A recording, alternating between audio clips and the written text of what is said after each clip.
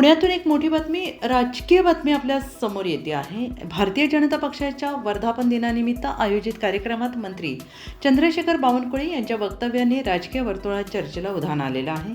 कार्यक्रमात ध्वजारोहणानंतर झालेल्या भाषणांमध्ये जुन्या कार्यकर्त्यांना संधी देण्याची मागणी व्यक्त करण्यात आली आहे आणि याच पार्श्वभूमीवर मंत्री बावनकुळे म्हणाले, आपल्याला 51% लोकांपर्यंत पोहोचवायचं आहे।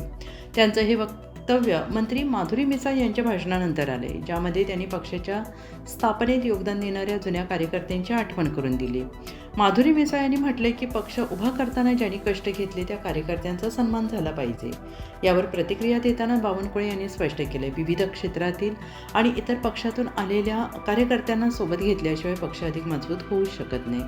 तसेच त्यांनी असंही म्हटले की आगामी राजकीय लढाया या 51% समर्थनावर आधारित असतील आणि यासाठी समाजातील प्रत्येक घटकांपर्यंत पोहोचणं गरजेचं आहे।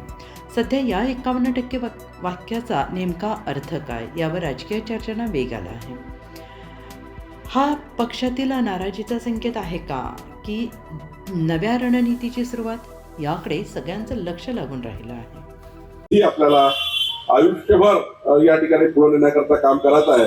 माझी अपेक्षा आपल्याकडनं आहे की आजपासून पुढच्या वर्षीपर्यंत आपल्या जीवनामध्ये आपण एक कार्य, संघटित पक्ष, चांगले कार्यकर्ते, जरी माधुरीताईंनी या ठिकाणी म्हणलं, काही कार्यकर्ते असे असतात जे खूप त्या ठिकाणी संस्काराचे असतात, धार्मिक सांस्कृतिक कार्यकर्ते असतात।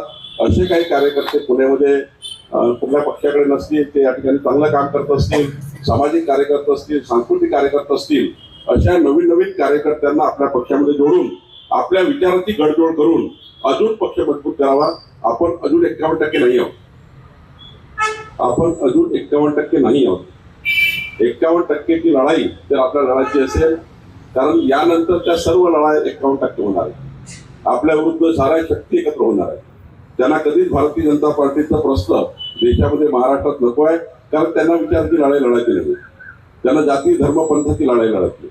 आपल्याला विचारांची लढाई लढायची, संस्काराची लढाई लढायची आहे, संस्कृती लढाई लढायची, आपली विरासत आपल्याला टिकवायची आहे। या देशाची विरासत टिकली पाहिजे, या देशाचे संस्कार टिकले पाहिजे, याकरता आपली लढाई आहे। आणि मग अशा वेळी मात्र विरोधी पक्ष हा कधी आपल्याला या ठिकाणी परास्त होईल या भूमिकेमध्ये आहे। पण आपली भूमिका अशी असली पाहिजे की आपल्या आपल्या भागामध्ये 51% जनतेला आपल्यासोबत जोडण्याकरता जे उत्कृष्ट, अतिउत्कृष्ट कार्यकर्ते समाजामध्ये आहेत, युवक आहेत, त्या युवकांना भारतीय जनता पार्टीमध्ये आणून एक चांगली संघटन शक्ती मजबूत केली पाहिजे, जेणेकरून पुढच्या काळामध्ये माननीय प्रधानमंत्री मोदींचं विकसित भारताचं, माननीय देवेंद्र फडणवीसांचं विकसित महाराष्ट्राचं, हा दोन्हीचा संकल्प पूर्ण झाला पाहिजे।